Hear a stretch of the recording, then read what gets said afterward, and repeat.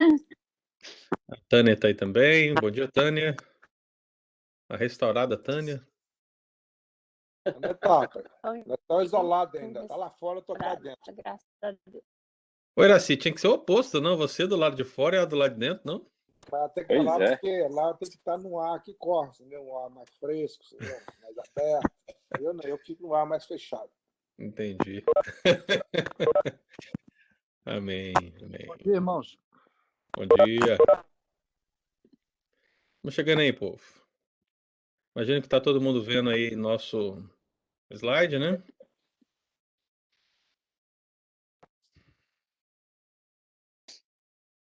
Ok. Muito bem. Onde eu fiz pra você? E a fruta?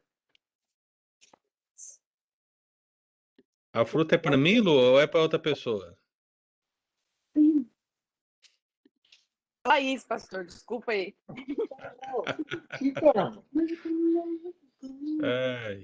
Eu espero que não seja aquela fruta lá daquela árvore, né? Que nos lembra a tentação, né? Oi? Amados, vamos orar para a gente começar? Eu não sei se os irmãos já acessaram o e-mail nessa manhã, mas eu enviei para todos um texto, um resumo da nossa última aula. Então a intenção é que você possa ter esse texto, possa estudar sempre que possível, né? Algumas referências bíblicas estão lá, e até compartilhar com outros irmãos que às vezes podem perguntar a você sobre tentações, né? Então vocês podem compartilhar esses textos também e assim ajudar outra pessoa, e assim nós vamos ajudando uns aos outros, tá bom?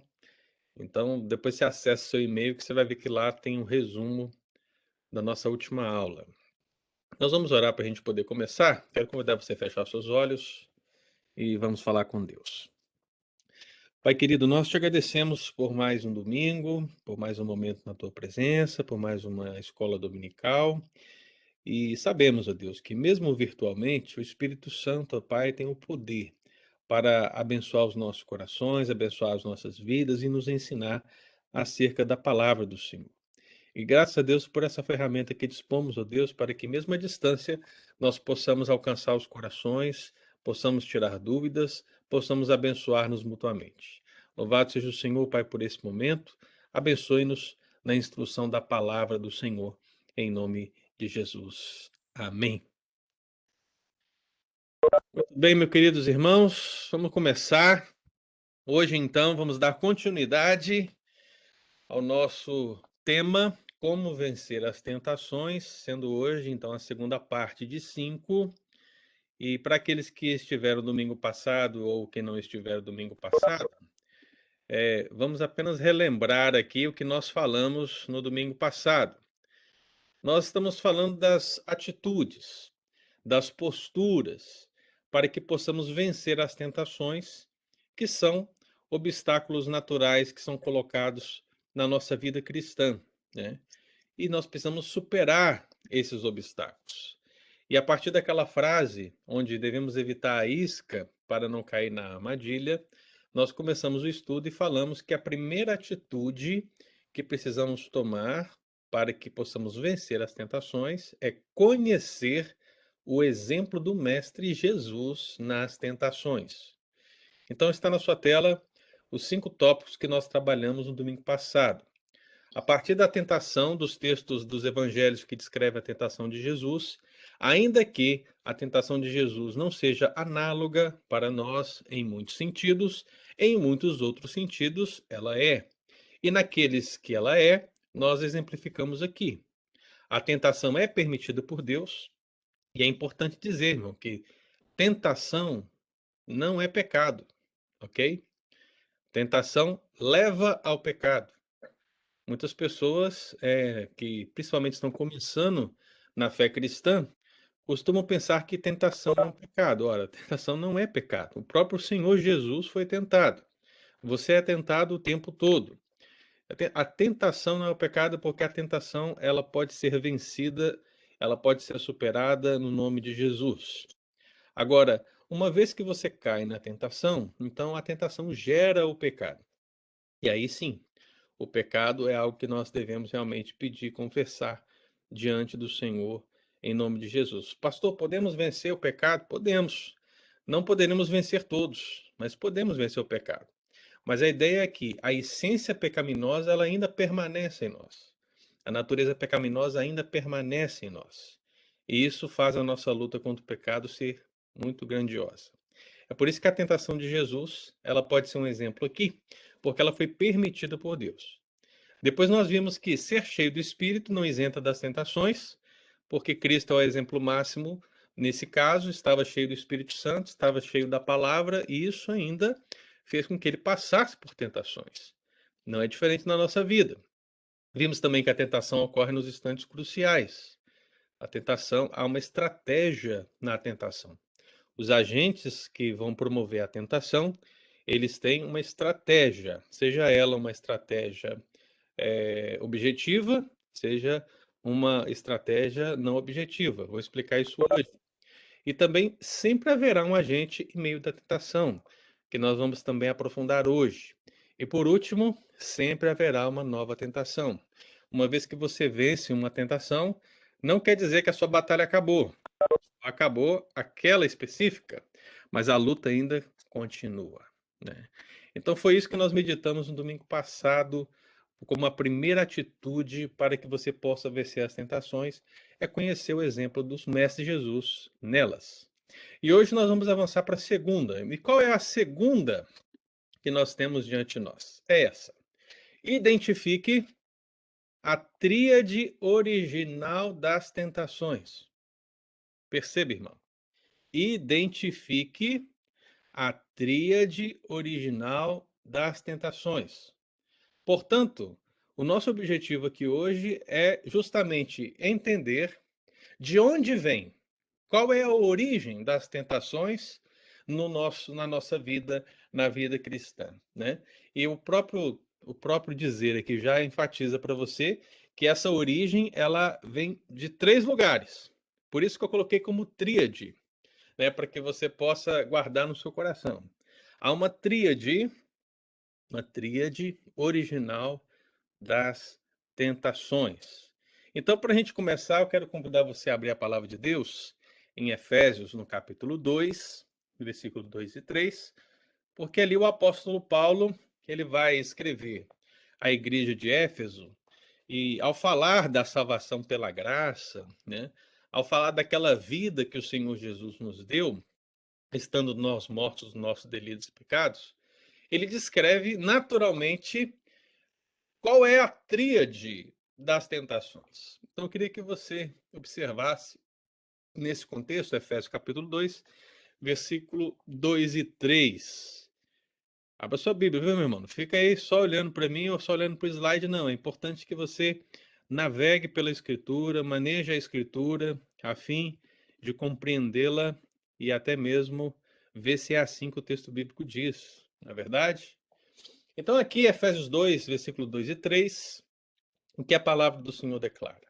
Ela diz assim: nos quais andastes outrora, uma palavra para a igreja, uma palavra para os redimidos, uma palavra para mim e para você, que recebemos Jesus como Senhor e Salvador da vida, e que agora não temos prazer no pecado e vivemos e procuramos a santidade de Deus. Então ele diz, nos quais andastes outrora. Ele vai falar então do nosso passado. Qual é o nosso passado?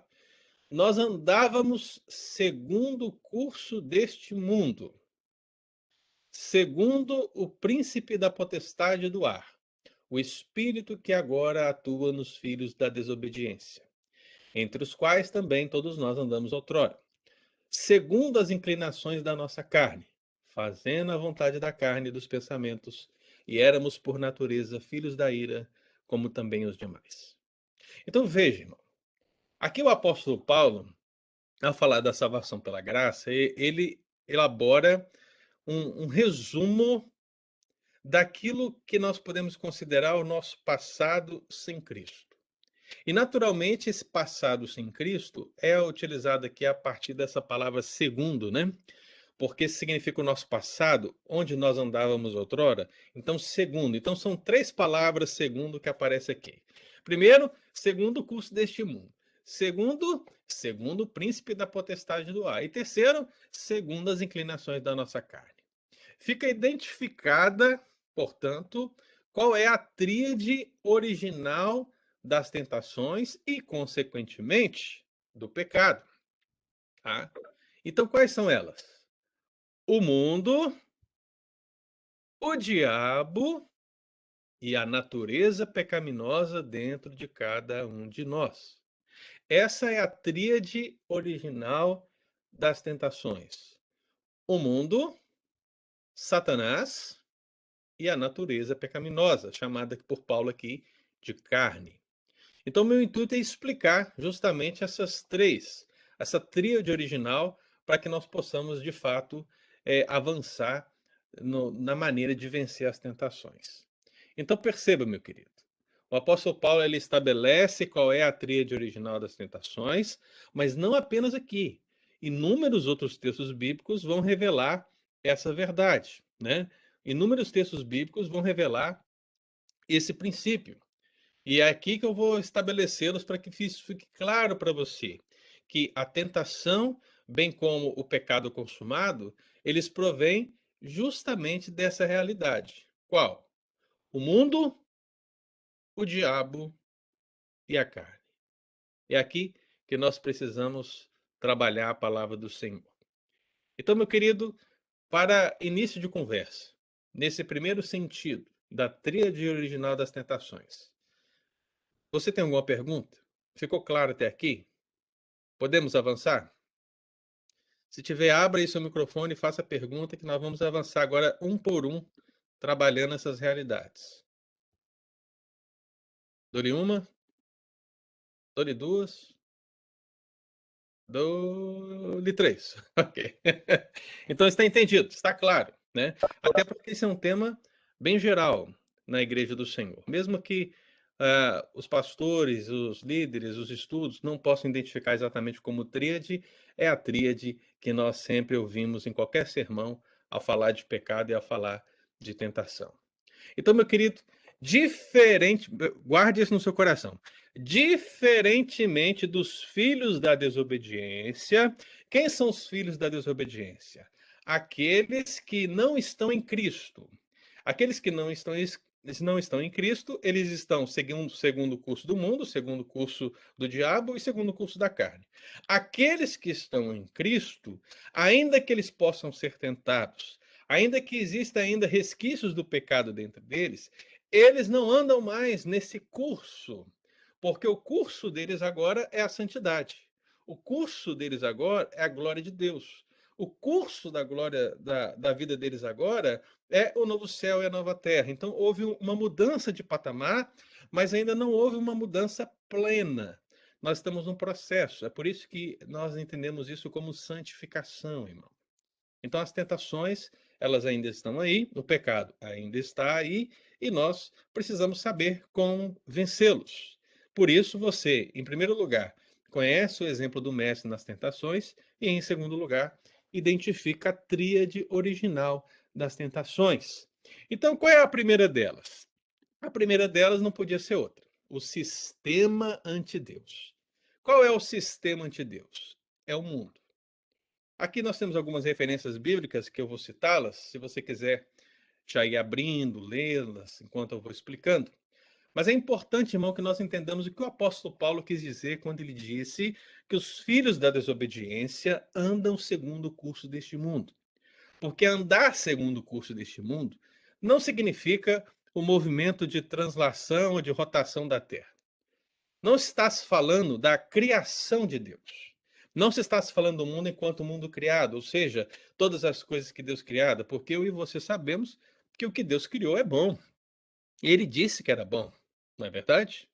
Nós também não podemos pensar em mundo enquanto humanidade, porque a própria palavra do Senhor diz, né, que Deus olhou para o mundo e o amou de tal maneira que deu seu Filho unigênito para que todo aquele que nele crê não pereça, mas tenha vida eterna. Então, a mensagem do Evangelho, a mensagem de graça, ela é levada por todo mundo. Por isso diz o texto bíblico: ide por todo mundo e pregai o Evangelho a toda criatura. O que então é essa palavra mundo, que precisa ser interpretada dentro do respectivo contexto? O mundo aqui, meu irmão, como está relacionado ao diabo e como está relacionado também à carne, é toda aquela ordem criada, aquela ordem sustentada, aquele movimento pertinente que é contra Deus, averso a Deus, ignora a Deus, persegue a Deus, vai contra Deus, né? E isso para nós não é nenhuma novidade, talvez hoje ainda esteja mais evidente, por causa das constantes investidas desse sistema contra a pauta cristã.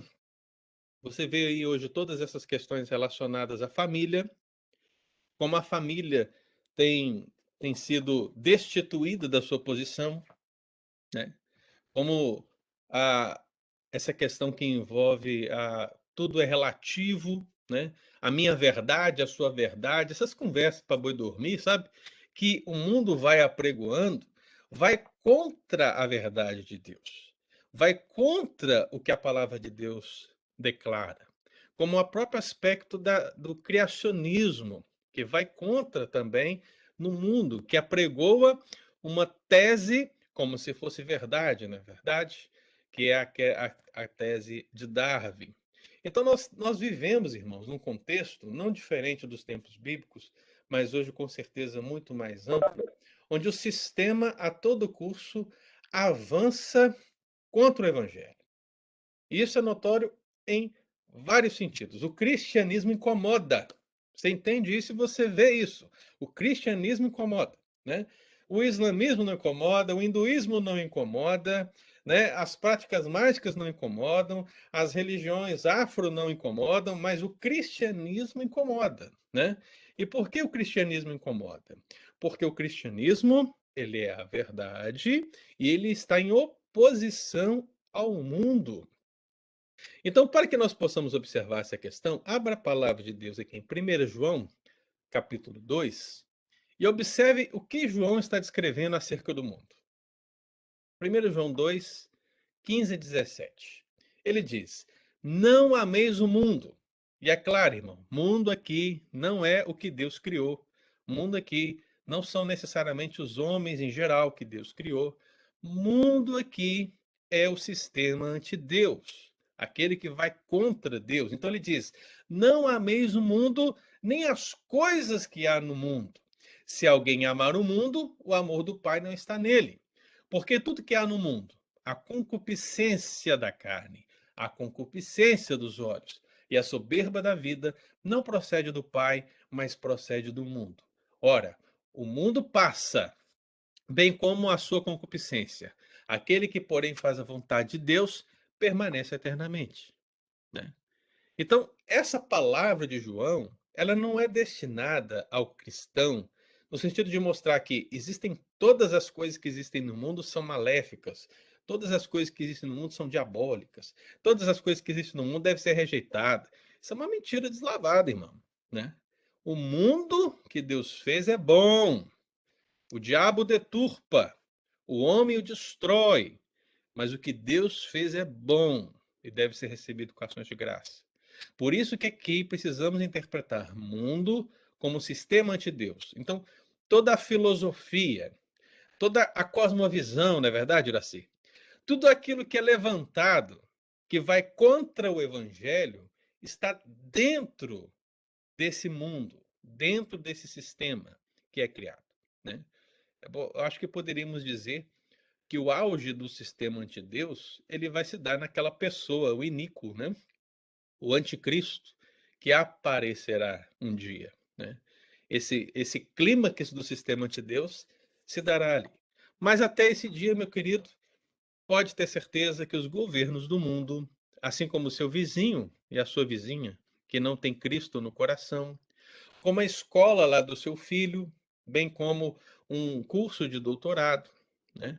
Do menor para o maior, do mais simples para o mais complexo, se estiver dentro do sistema anti-Deus, se for mundo, será uma oposição frontal contra o cristianismo. E dali verá as tentações. Veja que João ele numera a tentação pela palavra concupiscência. Não é concupiscência não, tá, irmão? É concupiscência. Uma palavra difícil para dizer o quê? Desejo. Desejo. O que é uma concupiscência? É um desejo. E, meu irmão, a essência da tentação é o desejo, né? É fazer com que você deseje algo que é proibido por Deus, nesse caso, obviamente, né? Se você deseja algo que agrada a Deus, amém, bênção, né? Mas quando você deseja algo que desagrada a Deus, você está sendo tentado. E essa tentação que procede do mundo, aqui de acordo com o texto, né? Ela vem da carne, ela vem dos olhos e ela vem da soberba da vida. E eu sei que muitos teólogos gostam aqui de discutir os pormenores dessas três afirmações, e é bem possível realmente fazer essa distinção, mas a grande verdade é que tanto o mundo como o diabo, como natureza pecaminosa, que é a tríade original das tentações, irmão, eles trabalham via de regra juntos, sabe? Eles não são separados em si, né? Eles trabalham juntos. Às vezes a natureza pecaminosa com o diabo, às vezes o diabo com o mundo, às vezes o mundo com a natureza pecaminosa, casos e casos, mas a grande verdade é que essa tríade, ela trabalha em uníssono para te levar ao pecado. Então não há como você separar uma coisa ou outra, né? Devemos considerar todas essas realidades como que lutando junto, fazendo sendo como seu adversário conjunto e não separadas como se eles não se relacionassem entre si. Então você percebe isso lá em Efésios e percebe aqui também em 1 João capítulo 2. É por isso que João, lá no capítulo 5, ele vai e conclui o quê? Ele diz o quê, irmão? O mundo inteiro jaz no maligno. Você já leu isso, já? O mundo inteiro jaz no maligno. Essa expressão não pode ser compreendida no sentido de que o mundo, como ordem criada por Deus, ou que tudo que existe no mundo, meu irmão, é do maligno. Porque se isso for uma verdade, a igreja é maligna, você é maligno, eu sou maligno, o cachorro é maligno, né? O meu filho é maligno, seu trabalho é maligno, seu salário que caiu aí na sua conta é maligno, tudo é maligno, irmão. Então, é óbvio que não é esse o sentido do texto. A palavra "o mundo" está sendo usada no sentido de o sistema ante-Deus.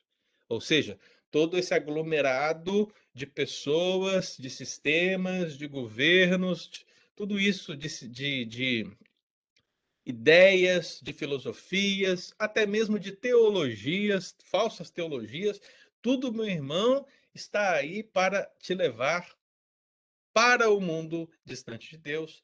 Isso é o que João quis dizer quando ele declarou: o mundo inteiro jaz no maligno. Então veja, irmão, a concupiscência, o desejo por aquilo que é proibido, é inerente a nós devido à nossa natureza pecaminosa que vou falar adiante. Mas é preciso evitar a isca, que é justamente o desejo para que você não caia na armadilha, para que você não debata na armadilha, para que você não venha a pecar, né? Então, pense, por exemplo, no exemplo de Eva, que ao olhar para a árvore, que ela pensou, primeira coisa que desperta no coração de Eva é o quê? O desejo, né? Veja que ela percebe o quê? O fruto era desejável para comer, né? O fruto era desejável. Então, o desejo, né, é a base da tentação. Tanto o mundo, como o diabo, como a sua própria natureza pecaminosa, trabalharão naquilo que é, de fato, um desejo seu. Mas um desejo, meu irmão, ilícito, porque é o que é o desejo pelo proibido. É o desejo por aquilo que não está de acordo com a vontade de Deus. Então, se esse desejo existe, você precisa vencê-lo, você precisa superá-lo, você precisa passar por cima, porque se você não fizer isso, você irá pecar. É por isso que Jesus disse, né? Se teu olho te faz tropeçar, o que é que você faz? Você arranca fora, né? Porque é melhor que você esteja na glória com um só olho do que com os dois olhos no inferno. Exemplificando, né? É óbvio que também Cristo não está dizendo para nós arrancarmos nossos olhos, porque se isso é a mensagem de Cristo, eu estaria falando para cegos nesse momento. Eu estaria falando para cegos, porque, meu irmão, nós ainda somos pecadores. E os nossos olhos, que são a janela da nossa alma, a janela da nossa mente, veem as constantes tentações o tempo todo. Mas o Espírito Santo é aquele que santifica os nossos olhos também. O Espírito Santo é aquele que santifica a nossa mente também. O Espírito Santo é aquele que santifica o nosso corpo também. Então é preciso superar tudo isso, né? Às vezes eu converso com alguns homens e existe um problema muito sério. E é engraçado que isso aqui nos Estados Unidos acontece muito também, de você estar trabalhando, de você estar andando na rua e você vê mulheres com roupas provocantes. Você viu, irmão. Você tem olho, não tem? Você enxerga. Ou você é cego? Não, você tem olho, você viu. Agora, existe um abismo entre você ver e resolver ignorar, ou entre você ver e ver novamente, e ver novamente, e desejar, e quando você vê, pecar. Então é preciso que você entenda esse aspecto simples da fé. Nós seremos tentados por coisas básicas e triviais, mas é preciso vencer, né? Então, o sistema anti-Deus, o mundo, está aí, meu querido irmão, para fazer-nos cair. Não sejamos como Demas. Você conhece Demas? Você conhece Demas, meu irmão? O apóstolo Paulo escreve a sua segunda carta para Timóteo e ele fala de Demas. E qual é a característica de Demas? Qual é? O apóstolo Paulo fala: Demas amou o presente século. Demas amou o presente século. Ainda que século seja uma palavra diferente para mundo no texto original, em si elas são a mesma coisa. Tanto o século como o mundo referem-se à mesma coisa, seja o tempo, seja o lugar, seja as pessoas, ou seja as ações no tempo, tudo que opera contra Deus, esse sistema anti-Deus, é o mundo, é o século. É por isso que Paulo diz lá em Romanos 12: não vos conformeis com este século, não vos amoldeis a este século, não vistam essa roupa do mundo, não se sujeitem a isso, pelo contrário, sejam diferentes.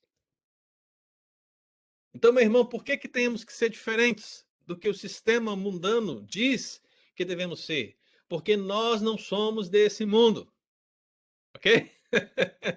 Guarda isso no seu coração. Nós não somos. O que Jesus declarou lá em João 15, versículo 19? Está aí na listinha, né? Se vós fosseis do mundo, o mundo amaria o que era seu. Como todavia nós não somos do mundo, pelo contrário, dele. O Senhor nos escolheu, por isso o mundo nos odeia. O mundo nos odeia. Por isso que é o sistema anti-Deus, meu irmão, né? E aí vem a pergunta de Tiago, né? Ele fala de uma prostituição espiritual que pode ocorrer no meio da igreja, né? O que ele diz? Infiéis, não compreendeis que a amizade do mundo é inimiga de Deus?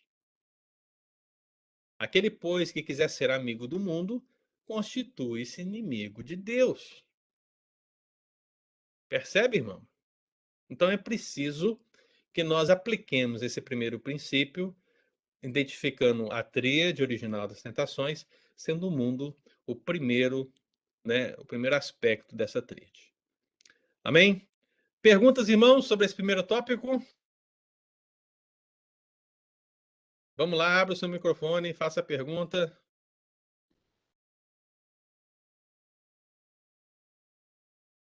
Todo mundo entendeu? Entendeu tudo? Pastor, eu queria, sim, você está falando isso, eu queria, assim, cima da isca aí, alguma coisa que correu no meu coração, que eu vejo que às vezes não é mencionado através da isca, através do pecado, o que acontece muitas vezes, a gente como cristão, nós alcançarmos às vezes alguma coisa que a gente almeja, às vezes a gente tem que mentir sobre aquilo que a gente crê. Ou seja, talvez uma negociação, ou talvez uma mentira em cima da verdade. Ou seja, a gente sabe que é verdade, que não pode fazer, mas mesmo assim a gente faz porque a gente quer alcançar aquilo para, talvez nos negócios, talvez nas coisas, uma coisa assim. E esse pecado, às vezes, sabendo e consumido, que é para mim que eu queria saber assim, que eu acho que o peso desse pecado, dessa isca, é muito maior, porque você peca, você toma uma decisão sabendo que é errado. Às vezes, quando você erra, às vezes você vai pela força, sem pensar direito, ou pelo repente que se fala, talvez seja uma coisa, mas quando você sabe que verdadeiramente é um pecado, se você fizer, se você decidir fazer, você sabe que é errado, mas mesmo assim você faz.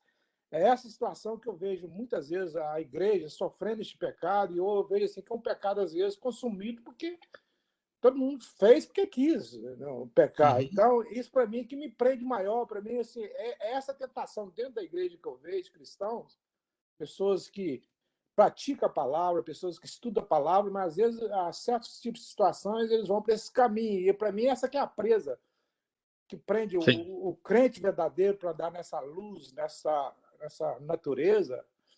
Então, assim, é isso aí que tem me falado muito no meu coração quando eu leio a Bíblia. Às vezes a gente fica, né, a gente colocando a gente na posição, a gente vê que a gente tem que ser um pouco bem claro com a gente mesmo para a gente poder realmente servir a Deus, porque é uma isca assim. Se a gente não pensar, vai mesmo, porque a gente às vezes obter as coisas, às vezes, qualquer outra coisa. E por isso que assim, pecado é pecado sempre, né, Iraci, diante de Deus. Mas eu vejo que o pecado de um cristão, tendo o conhecimento da palavra, né, tendo o Espírito Santo dentro dele, falando o caminho que ele deve seguir, tendo todo tipo de orientação por meio das pregações e estudos bíblicos, eu vejo que o pecado cristão, no sentido prático, ele consegue ser pior nesse sentido. Por quê? Porque é como Tiago mesmo declarou aqui no contexto do capítulo 4. Aquele que sabe que precisa fazer o bem e não faz, nisto está pecando, né? Então veja, o mundo que está aí em pecado e que está ante Deus, né? Isso já é algo inerente, né? Já está assim. Se Deus não tocar no coração, essas pessoas não mudaram de vida, não voltaram para Deus. Eles já estão no curso deste mundo, já estão no curso da potestade do ar, do príncipe, né? Já estão no curso da carne, e eles muitas vezes nem reconhecem essa realidade. Mas nós sabemos da realidade. Nós sabemos a verdade. Nós somos libertos dessa realidade, né? E aí, diante de uma isca, e veja como a isca aparece nos momentos cruciais, né, Iraci? Como você mesmo citou. Vai ser no momento desse, no momento que você não pode mentir, né? Mas você é tentado a mentir, porque talvez essa mentira vai causar assim, um estrago muito grande, talvez a verdade não seja aprazível, né? Então, você vai ser tentado a falar algo que você sabe que desagradará ao Senhor. Como você agirá? Independentemente da situação, a gente precisa olhar para a palavra de Deus e falar: verdade é verdade, mentira é mentira. Não existem meias verdades. Não existem meias mentiras. Ou é verdade, ou é mentira. Então é preciso que o cristão entenda que não há como você adaptar, nesse sentido, o contexto da palavra de Deus, né? Cristo disse: sim, sim, não, não, o que passar disso vem do maligno. Então, se essa palavra é verdade, meias verdades ou meias mentiras é algo do maligno, não é algo de Cristo. Então é preciso que a gente tenha sabedoria, né, para a gente falar a verdade de uma maneira que a gente possa, pela verdade, convencer os demais, né? Porque tem pessoas também que, quando vão falar a verdade, não sabem falar a verdade, né? Falam a verdade de uma maneira tão louca, né? que as pessoas acabam que ignoram o discurso. Então é preciso ter sabedoria. É preciso ser como Cristo. Falar a verdade, mas com autoridade. Falar a verdade em amor. Falar a verdade de maneira que você convença o seu ouvinte. Não de maneira que você feche uma porta, destrua uma amizade, né? Você precisa ter essa sabedoria, né? E às vezes o que as pessoas não possuem é a sabedoria para falar a verdade. E acabam que nesse momento elas optam pela mentira, e no momento que elas optam pela mentira, Iraci, elas não ignoraram a isca, pelo contrário, elas acharam a isca agradável e caíram nela e a armadilha, né, fechou. Então é um bom comentário e mostra como isso na prática precisa ser colocado por nós dia após dia. Amém? Mais alguém quer falar? Eu vou avançar para o segundo então, irmãos. Vamos lá? Então, o sistema de Deus, primeiro. Segundo, qual é? A natureza pecaminosa, a carne. Então, está posta aí também na sua tela alguns textos bíblicos para que você possa consultar, né? É natural, né, irmão? Que a natureza pecaminosa em nós, ela ainda está presente, né? Se não fosse assim, nossa, já estaríamos no céu, não é verdade? Eu acho que nenhum de nós é santo, né? Nós não cremos nisso. Nós cremos que somos santos, sim, verdade. A Bíblia descreve isso, mas somos santos que estão no processo. Da perspectiva divina, nós somos santos porque ele já nos santificou no seu plano eterno. Mas da perspectiva desse tempo humano, nós estamos nos santificando. Então é um processo, irmão, que está acontecendo dia após dia. A pergunta que eu faria para você é: você peca mais hoje do que ontem? Porque, sinceramente, a sua resposta deveria ser: olha, eu consigo lutar muito mais hoje contra o pecado do que antes, porque a sua salvação ela está sendo desenvolvida a tal ponto que hoje você deveria ser um cristão muito mais íntimo de Deus do que no passado. Se essa pirâmide estiver invertida, isso mostra que a sua santificação está com um problema. Isso mostra que a sua vida espiritual está com um problema. Cada ano que passa, nós precisamos estar mais próximos do caráter de Deus e não distantes do caráter de Deus. Então, meu irmão, se você olha para o mundo que está lá fora, né, e diz: de lá vêm tentações, é hora de você olhar para dentro e lembrar que de dentro vêm tentações. Ou seja, dentro de você mesmo, o velho eu, o velho homem, a natureza pecaminosa. Então, um texto que eu gostaria que você lesse comigo, que está lá em Gálatas capítulo 5, versículo 16 e 17, depois versículo 24 e 25, explica justamente essa realidade, né?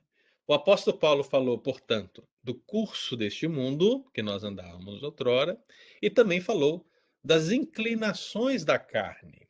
Então, nós fazíamos a vontade da carne como os demais. Agora, nós não podemos fazer mais a vontade da carne como os demais. E não podemos, justamente porque temos o conhecimento desse fato, temos o Espírito Santo que nos ajuda e temos que tomar essa decisão para vencer as tentações que querem nos levar a satisfazer a nossa natureza pecaminosa, a carne. Lembre-se, meu irmão, que natureza pecaminosa e carne não são sinônimos de sexo, ok? Porque, via de regra, alguém faz essa ponte. Pode envolver pecados sexuais? Óbvio, né? Mas o que é um erro é imaginar que toda vez que se fala de natureza pecaminosa ou carne, está se falando de sexo. Não. Está se falando, meu irmão, de algo que está dentro de nós e que precisa ser vencido a cada momento, que é decorrente do pecado original lá de Adão e Eva e que nos tenta seduzir todos os dias para fazer aquilo que desagrada ao Senhor. Vou te dar um exemplo. Vou te dar um exemplo simples. Hoje é domingo. Você trabalhou a semana inteira, irmão. Você trabalhou a semana inteira. Hoje é seu dia, você está em casa, né? Aí você tem a oportunidade de ir à casa do Senhor. Se você estiver muito cansado, mas cansado mesmo, cansado de fato, você será tentado a não ir à igreja, a não cultuar o Senhor, a não viver aquele culto inspirador que a gente começou domingo passado, lembra, né? Por quê? Porque vai começar a brotar dentro de você um desejo. E esse desejo é justamente o desejo de ficar em casa, advindo da preguiça, do cansaço ou de qualquer outra coisa, mas vai vir, porque a ideia é a sua natureza pecaminosa, ela quer satisfazer desejos que também estão alheios à obra de Deus. Elas são boas para você, o velho homem, mas elas são ruins para a obra de Deus. Então isso pode acontecer com você hoje. Você pode estar em casa aí e de repente como você vai começar a perceber que vai aparecer alguma isca e ou outra para que você deixe de servir ao Senhor no dia que ele reservou para que você estivesse ali cultuando ele publicamente juntamente com os seus irmãos. Então, esse é um exemplo simples de como a carne atua em nós, irmão. Não é somente questões como adultério, prostituição, né? Não, são questões tão básicas onde a natureza pecaminosa nos leva para longe da vontade do Senhor. Então, aqui em Gálatas 5, versículo 16 e 17, o apóstolo Paulo ele fala justamente isso, da carne militando contra o espírito. Então veja que os filhos da desobediência não têm essa militação, se podemos dizer assim. Eles não têm essa luta. Aqueles que não estão em Cristo não têm luta nenhuma, porque neles só existe a carne, a natureza pecaminosa. Mas em nós não. Em nós há a presença do Espírito Santo e há uma, portanto, luta entre o desejo carnal e o desejo espiritual, né? Entre a natureza pecaminosa e a nova natureza em Cristo, essa nova natureza, o novo homem espiritual. Então ele diz aqui, versículo 16 e 17: Digo, porém, andai no espírito e jamais satisfareis a concupiscência da carne. O que é concupiscência, gente? É desejo. Desejo pelo que é proibido. Então, olha aí, se fosse para seguir só isso, né? Como eu posso vencer a tentação? Ande no espírito. Tá aí, claro, né? Porque a carne milita contra o espírito e o espírito contra a carne, porque são opostos entre si, para que não façais o que porventura seja do vosso querer. Então veja, o novo homem espiritual, ele tem um querer, que é agradar a Deus, viver para a glória de Deus, satisfazer a vontade de Deus, ser santo como Deus. Agora, a natureza pecaminosa tem outro querer. E esse querer, via de regra, são desejos por aquilo que é proibido ou que vai à contramão do evangelho. Então aqui o apóstolo Paulo diz no versículo 24: Os que são de Cristo Jesus crucificaram a carne com as suas paixões e concupiscências. Eu ouvi um amém? Eu ouvi um amém, irmão? Aí na sua casa, no recôndito do seu lar, eu quero saber, eu lhe pergunto: você crucificou a sua carne com suas paixões e desejos na cruz de Cristo? Né? Essa é a verdade que precisa ser vivenciada dia após dia por todos nós. Porque, como disse o apóstolo Paulo no versículo 25, se vivemos no Espírito, andemos também no Espírito. Né?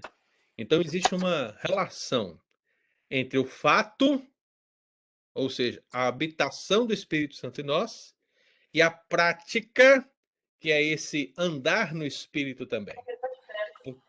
Porque se você diz, olha, eu estou aí vencendo as tentações, e isso você está dentro no aspecto de discurso na sua vida, mas se na prática isso não acontece, alguma coisa está errada. Tem alguém que está com o microfone aberto aí, gente. É a Nilma, já fechei aqui. Então veja, irmão, a natureza pecaminosa, a carne, é uma outra fonte original das tentações. Então veja, que problema que nós temos. Nós temos uma fonte externa, que é o mundo, agora temos uma fonte interna, que é a carne, E quando você começa a entender isso profundamente na Escritura, você fica então como o apóstolo Paulo. Você diz assim: quem me livrará do corpo dessa morte? Porque olha que batalha. Batalha dentro, batalha fora, né? Que luta. É por isso que a vida cristã, meu irmão, não é brincadeira, né? A vida cristã é algo sério. Eu lembro do apóstolo Paulo, né, escrevendo na igreja de Roma, né? E o apóstolo Paulo ele diz o quê? Revestivos do Senhor Jesus. Revestivos do Senhor. Veja, a armadura do Espírito, revestivos do Senhor Jesus, não nos amoldeis ao mundo. E ele diz: olha, revestivos do Senhor Jesus e nada disponhais, e nada disponhais para a carne no tocante às suas concupiscências, no tocante aos seus desejos pecaminosos. Então, quanto mais você anda no Espírito, quanto mais você vive para a graça de Deus, mais distante você está de cair nas iscas que a carne poderá lhe sugerir, né? Então, qual que tem sido a sua relação com a carne, meu irmão? Porque Paulo disse, eu lembro lá em Romanos 8, ele diz: olha, já não há condenação para aqueles que estão em Cristo Jesus, né? Aí o povo diz: glória a Deus, louvado seja o Senhor, não há mais condenação, aleluia, somos livres para adorar, para servir, que coisa maravilhosa.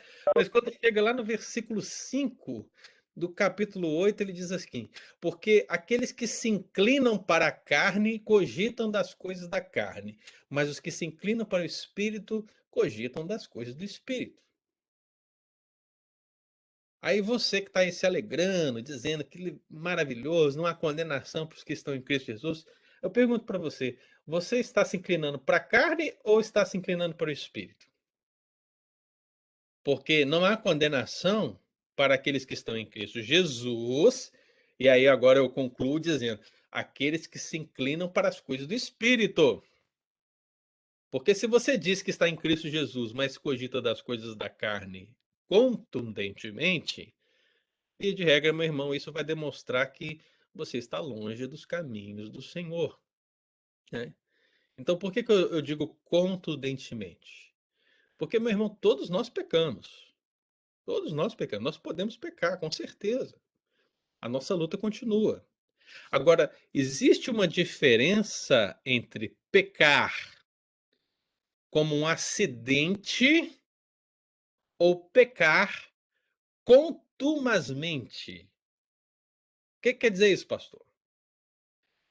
O pecar contumaz é aquela pessoa que peca e continua pecando, e ainda que você diga para ela, olha, isso é errado, ainda que ela diga para você, não, eu sei, mas você percebe que ela continua pecando sem um verdadeiro arrependimento, esse é um pecado contumaz. Essa pessoa, ela não tem o mínimo temor de Cristo e o seu arrependimento não é sincero na presença de Deus. É um fato. Agora, o crente lavado e remido pelo sangue de Cristo que peca, tem no pecado um acidente na sua vida. E, meu irmão, quando ele peca, ele se entristece. Quando ele peca, ele se arrepende. Quando ele peca, ele se esforça por abandonar tal pecado, né? É por isso que Paulo, ao falar lá no capítulo 6 da liberdade que temos do pecado, ele diz assim: não reine, portanto, o pecado em vosso corpo mortal, de maneira que obedeçais às suas paixões. Veja a palavra que o apóstolo Paulo escolheu: não reine. O que é reinar? Reinar é dominar, é ser o Senhor, é estar no controle. Quem está no controle da vida de um cristão verdadeiro é o Espírito Santo. Mas, porque a nossa fé às vezes é pequena, porque a nossa santidade ainda está num processo, porque a nossa natureza pecaminosa ainda insiste em nos tentar, o pecado pode ocorrer e quando ocorrer é um acidente, mano. Mas veja, Ele não está reinando na sua vida. Ele aconteceu. Mas quando ele acontece, você entristece, você se arrepende, você abandona, você deixa. Esse é o caminho, né? Então, não reine. Essa é a diferença de um cristão para um não cristão. Ambos são pecadores. Mas na vida de um cristão lavado e remido pelo sangue de Cristo, o pecado, meu irmão, não reina.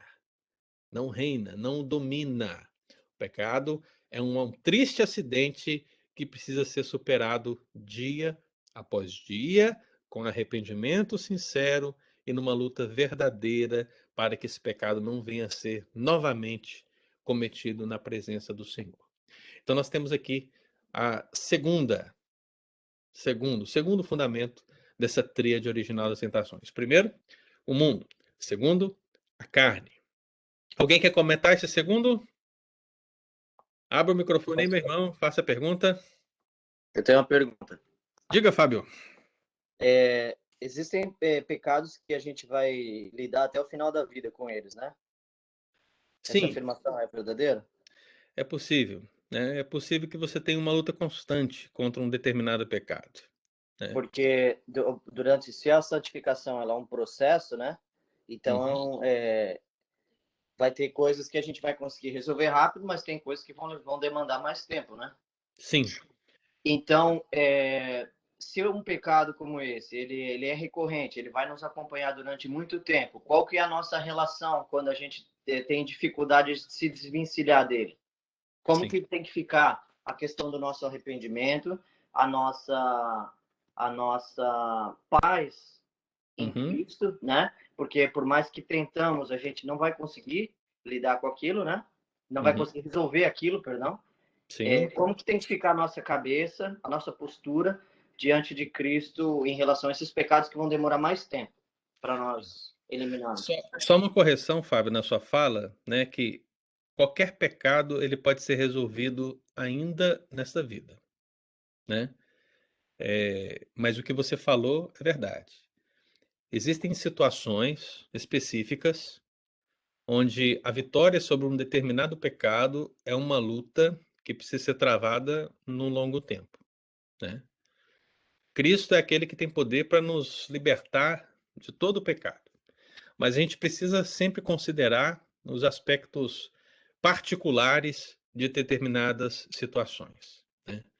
Então existem situações onde o pastor da igreja, o conselho da igreja, ele caminha lado a lado com um determinado membro da igreja que vive constantemente lutando com um determinado tipo de pecado, né?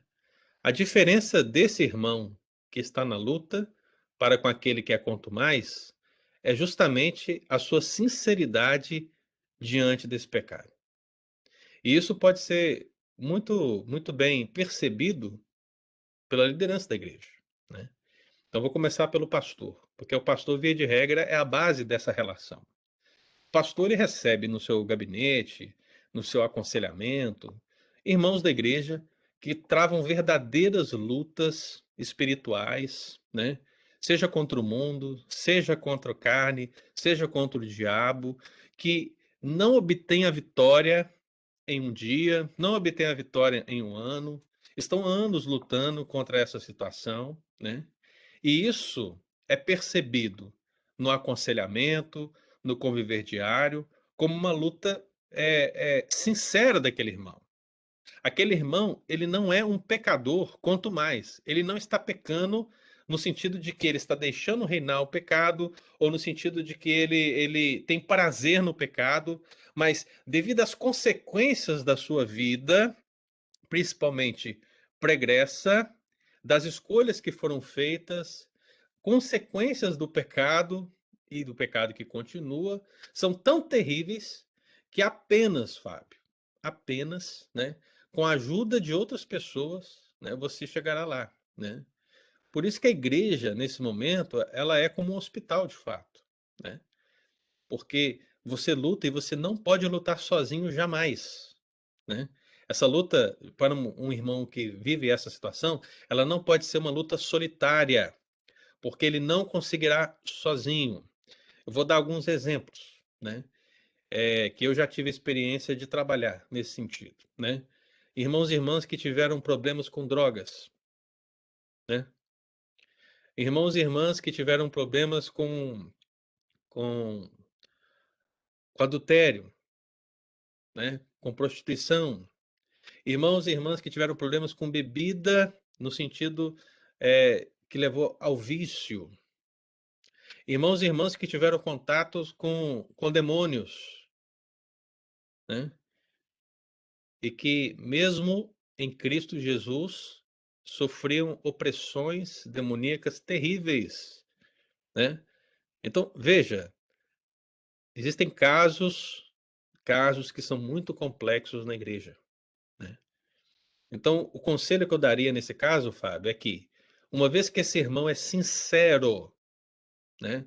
Sincero no seu arrependimento de fato, na sua luta contra o pecado, que ele continue lutando, mas que ele não lute sozinho. É preciso que ele tenha alguém ao seu lado. Minimamente, o pastor da igreja tem que estar ao seu lado, o ajudando, porque ele precisará confessar esse pecado sempre. O pastor será aquele que vai orientá-lo a observar aí as iscas, a observar os pontos frágeis dessa situação e vai ajudá-lo a vencer os obstáculos para que no mais breve possível ele possa ser liberto dessa situação, né? Então, cada caso é um caso, mas eu entendo que o que é essencial, Fábio, para que isso seja resolvido, é que esse irmão, essa irmã, eles tenham um acompanhamento do pastor e, naturalmente, do conselho da igreja, porque sozinho ele não conseguirá. Deu para entender? Deu sim. Amém. Obrigado. Mais alguém quer fazer um comentário? Podemos avançar para o terceiro, para a gente fechar? Então vamos lá, hein? Então você tem aí a tríade original das tentações. Você tem o sistema antideus, o mundo. Você tem a natureza pecaminosa, a carne. E claro, né? Não podia faltar. Quem é o terceiro dessa base? O adversário espiritual, o diabo. Então veja o seguinte, meu irmão. Olha que desespero, né? É desesperador, se você pensar. Porque veja, a tentação pode surgir de fora do mundo, a tentação pode surgir de dentro da carne, e a tentação pode surgir do mundo espiritual, o diabo. E o diabo, como é, nesse caso aqui, o intelectualmente mais sagaz, ele pode usar tanto o mundo como a carne para nos levar ao pecado, né? Então veja, nós estamos cercados numa batalha verdadeiramente espiritual, mas que envolve essa tríade das tentações, né? Então, tanto o mundo como o diabo, como a carne, seja um, seja outro, ou sejam os três juntos, ou dois deles, meu irmão, a questão é que a tentação virá daí, ela virá daí, não tem escapatória, né? E a questão é, você precisa identificar essa realidade como uma postura que vai dar a força e o fundamento para que você possa vencer a tentação. Então, é importante esse entendimento para que você não diga que toda tentação é diabólica, por exemplo, né? Toda tentação é diabólica? Não. Para falar a verdade, eu arrisco a dizer que a maioria delas vem de dentro de nós, vem da carne, né? Eu acho que eu posso arriscar dizer, pelo menos na minha vida, eu acho que eu vou dizer isso, que a maioria vem da carne. Mas o que via de regra a gente ouve é que as tentações vêm do mundo espiritual, vêm do diabo, né? E talvez pensando pelo fato de Eva ter sido tentada pelo diabo lá no Éden. Mas lembre-se, meu irmão, Eva foi tentada pelo diabo, mas o desejo veio de dentro, né? O desejo, quando ela olhou para o fruto e percebeu que o fruto era desejável para comer, né?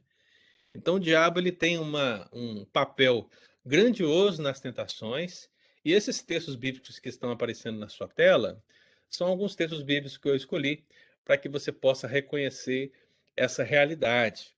O apóstolo Paulo deu um outro nome para o diabo lá em Efésios 2, no texto que nós lemos. O apóstolo Paulo o chamou de o príncipe da potestade do ar.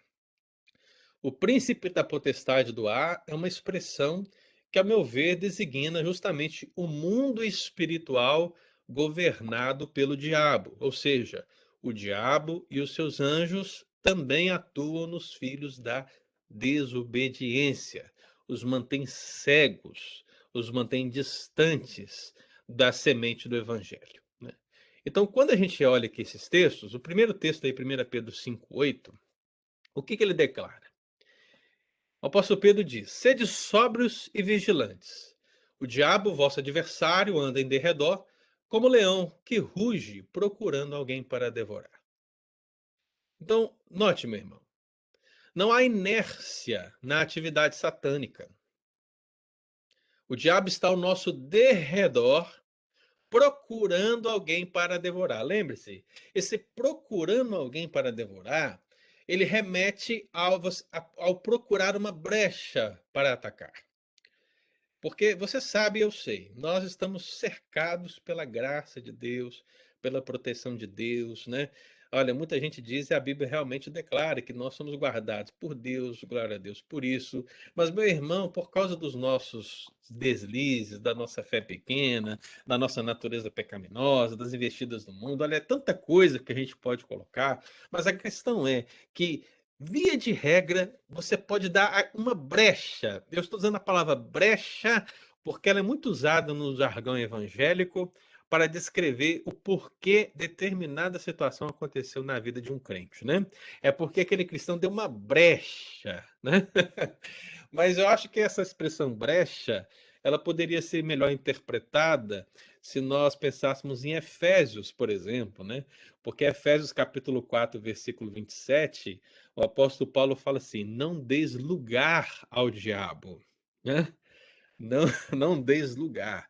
Ora, pastor, mas eu sou crente, como é que eu posso dar lugar ao diabo? Olha, você pode dar lugar ao diabo quando você cede a uma isca satânica. O diabo também tentará você, irmão. Não apenas o mundo, não apenas a carne, mas também o diabo. Ora, se ele tentou o próprio Senhor Jesus, por que você estaria inerte à atividade dele, né? É óbvio que você também vai ser tentado pelo diabo. E o diabo, sabendo das suas fraquezas, né? Lembrando, o diabo não sabe o seu pensamento, o diabo não é onisciente, o diabo é uma criatura, o diabo não é Deus, mas o diabo é sagaz. O diabo é inteligente. O diabo, meu irmão, ele percebe todas as situações que estão em torno da nossa vida. Então, meu irmão, não subestime o inimigo das nossas almas, né? Não subestime nesse sentido. Ele conhece muito acerca de você. Então, ele sabe quais são as suas mazelas. Ele sabe quais são as suas dificuldades. Ele sabe quais são as suas lutas. É por isso que Pedro disse: sede sóbrios e vigilantes. Tomem cuidado, né? Tomem cuidado. Não brinquem, porque tem um leão. Tem um leão ao seu derredor, né?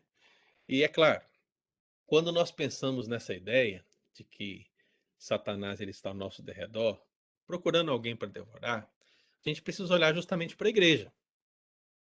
Porque, meu irmão, lembre lá do texto de Efésios. O texto de Efésios diz que o mundo, a carne e as investidas do diabo já são uma realidade entre os filhos da desobediência.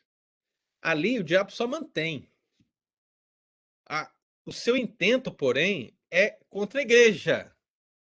O objetivo dele é destruir a igreja, é destruir o avanço do reino de Deus, é colocar de fato o reino de Deus e o reino das trevas em franca oposição, é de fato fazer com que o evangelho não alcance os corações. É por isso que lá na parábola do semeador, uma daquelas sementes, ela não prosperou por causa da atividade de quem?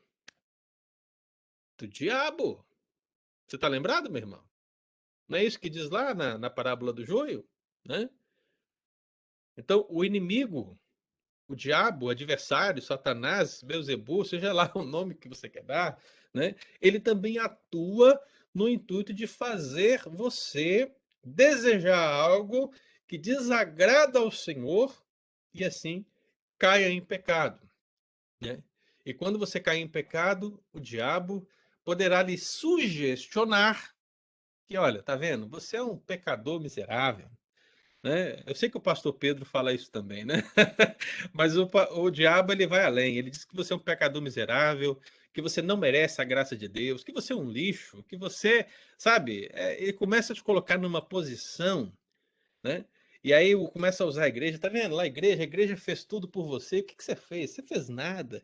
E ele começa a lançar setas com o intuito de mostrar a você algo que não está de conformidade com a vontade de Deus, né?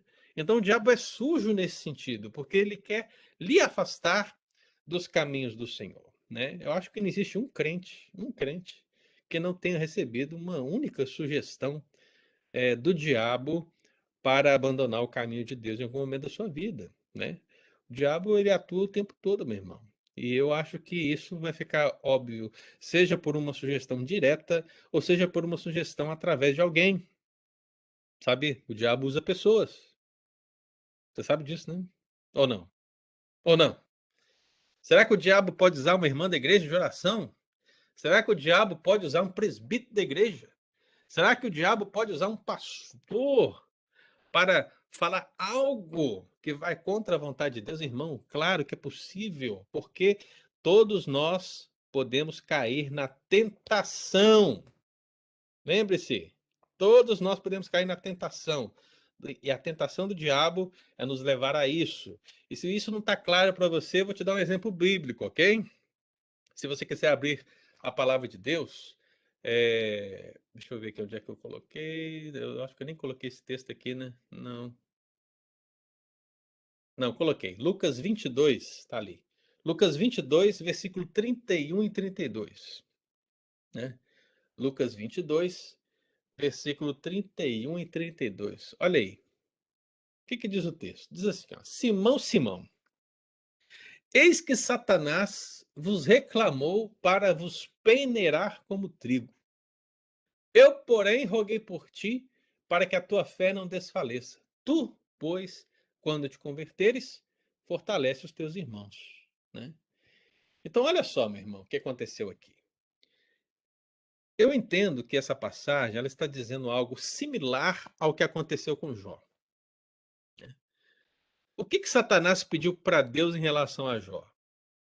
Tocar na vida de Jó para demonstrar que a sua fé a Deus era decorrente das bênçãos que Deus dava, não da sua fé verdadeiramente. Então Deus permitiu que Satanás fosse lá e atuasse na vida de Jó como nós conhecemos. O meu entendimento é que, assim como ele fez com Jó, Satanás também ele pediu para peneirar como trigo Pedro, né? E não apenas Pedro, mas os demais discípulos, em certo momento do ministério de Cristo. Esse peneirar como trigo, essa expressão peneirar como trigo, ela se refere a uma ação repetida, rápida e violenta. Então seria alguma provação, alguma tentação, alguma coisa muito grande para vir sobre os discípulos, para testá-los. Mas naquele momento específico, o que a palavra do Senhor diz é que Cristo rogou pelos discípulos e não permitiu que a fé deles desfalecesse, né? Então veja, nós podemos pegar as duas situações e imaginar justamente isso. Deus vai permitir-nos que nós passemos por determinadas tentações e Deus não vai permitir que nós passemos por determinadas tentações. Eu vou falar disso no domingo que vem, tá? Eu vou falar disso no domingo que vem, então não vou adiantar hoje. Mas Deus não vai permitir que você passe por todas as tentações. Não. Deus permitirá algumas tentações, com certeza. Mas isso não quer dizer que você vai passar por todas elas. Vou falar disso domingo que vem. Guarda isso aí para domingo que vem, tá bom? Mas por que eu escolhi esse texto? Porque quando Jesus, veja, irmão, Quando Jesus perguntou para os discípulos, quem sou eu ou quem o povo diz que eu sou, né? E naquela relação, Pedro disse o quê? Tu és o Cristo, filho do Deus vivo, aleluia, glória a Deus.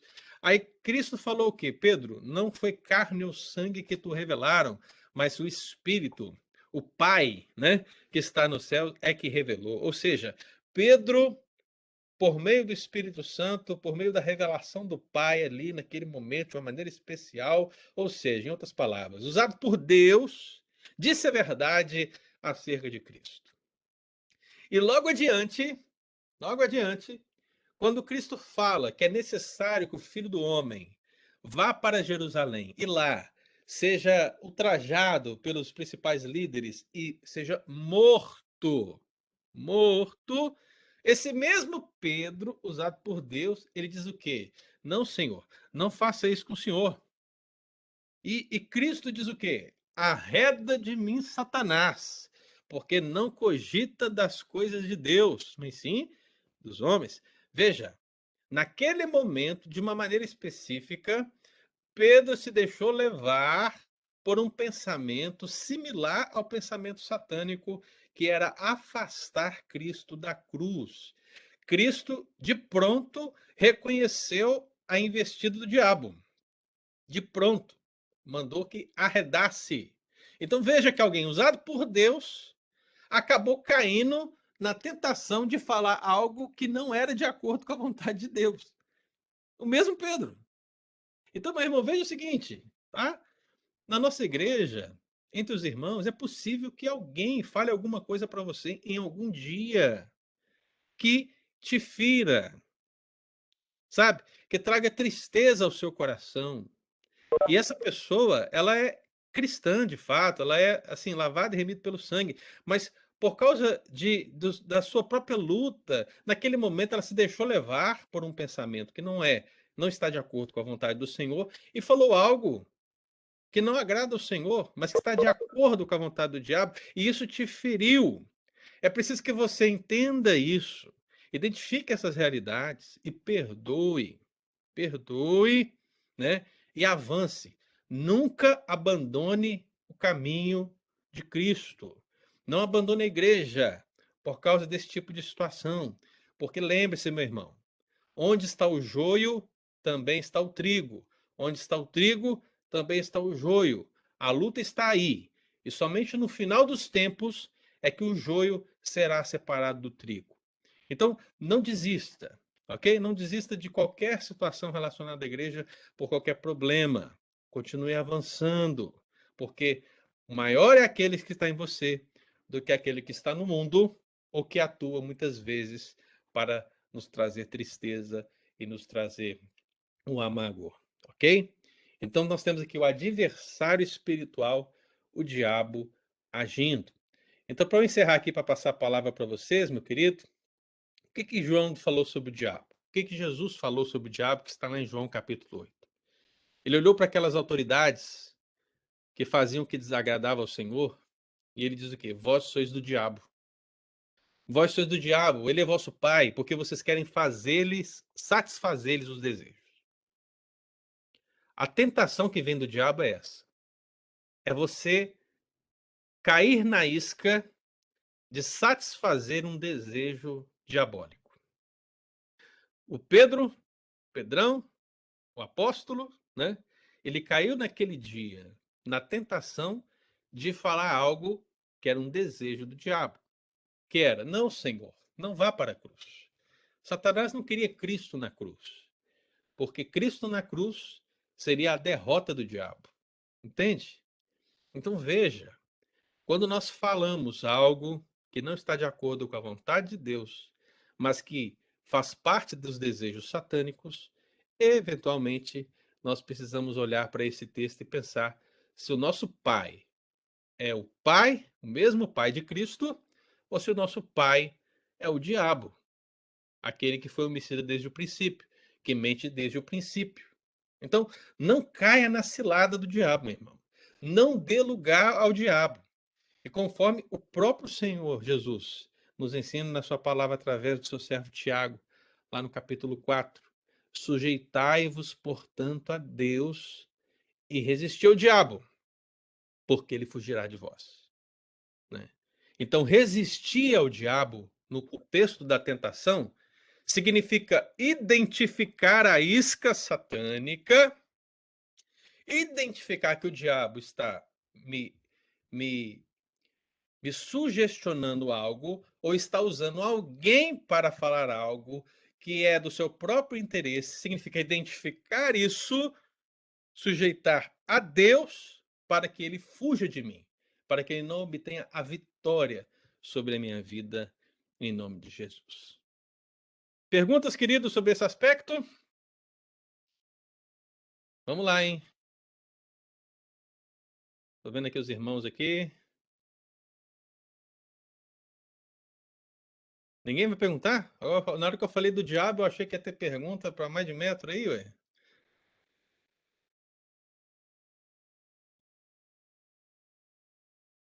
Deu para entender tudo então, irmãos? Amém? Amém. Muito bem Amém. explicado, pastor. Obrigado.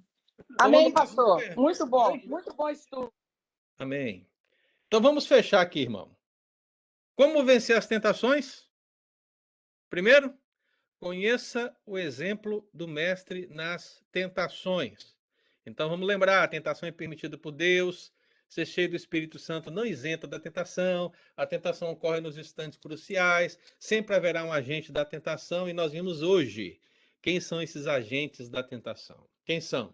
O sistema anti-Deus, o mundo, a natureza pecaminosa, a carne, e o adversário espiritual, o diabo. Toda tentação vai vir essencialmente desses três, ok? Virá daí, estará ligada a esses três. E a Bíblia inteira fala desses três. Lembre, os três podem atuar juntos, podem atuar separados, mas o propósito é sempre o mesmo. É sempre a contramão do que Deus ensina. Então você precisa refutar quaisquer iscas que apareçam nesse sentido.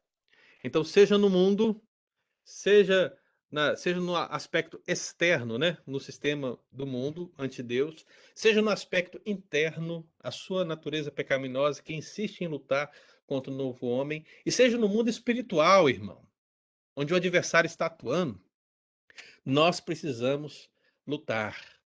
Então, identifique essa tríade original para que você possa vencer em nome de Jesus. Amém? Domingo que vem, nós vamos para o terceiro estudo. E nesse terceiro estudo, nós vamos então adentrar aquilo que nós chamamos das limitações das tentações. Eu falei aqui há pouco, né? Você não vai passar por todas as tentações possíveis. Né? Deus permite que você passe por tentações, mas isso não quer dizer que Ele permitirá que você passará por todas elas.